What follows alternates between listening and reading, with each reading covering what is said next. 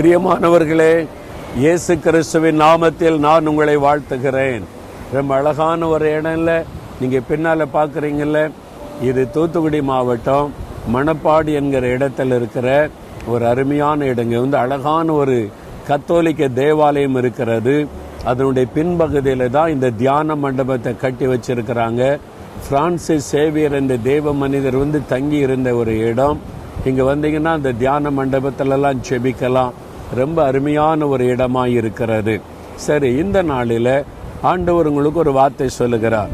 என்ன வார்த்தை தெரியுமா? 1 சாமுவேல் 26 அதிகாரம் 25 வசனத்தில், என் குமாரனே, என் குமாரத்தியே, நீ ஆசீர்வதிக்கப்பட்டவன், நீ ஆசீர்வதிக்கப்பட்டவள், நீ பெரிய காரியங்களை செய்வாய், மேன்மேலும் பலப்படுவாய்.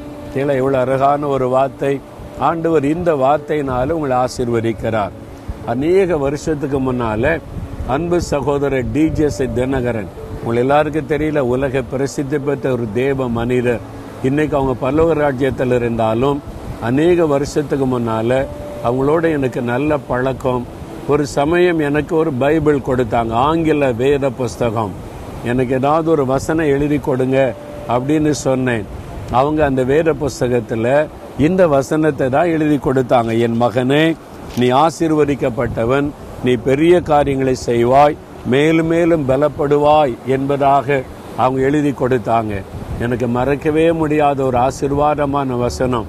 ஒரு தேவ மனிதர் மனதார ஆசீர்வதிக்கும் போது அந்த ஆசீர்வாதம் நம்முடைய வாழ்க்கையில உண்டாகும்.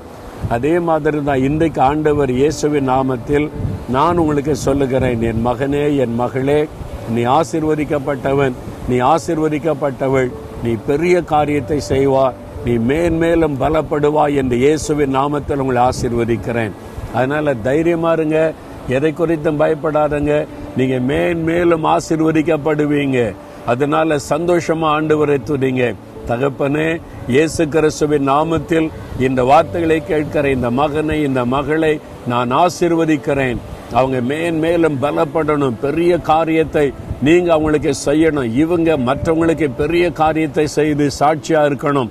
அப்படி அவங்களை ஆசீர்வதித்து பெருக பண்ணுங்க. இயேசு கிறிஸ்துவின் நாமத்தில் ஆசீர்வதிக்கிறேன் பிதாவே. ஆமேன், ஆமேன்.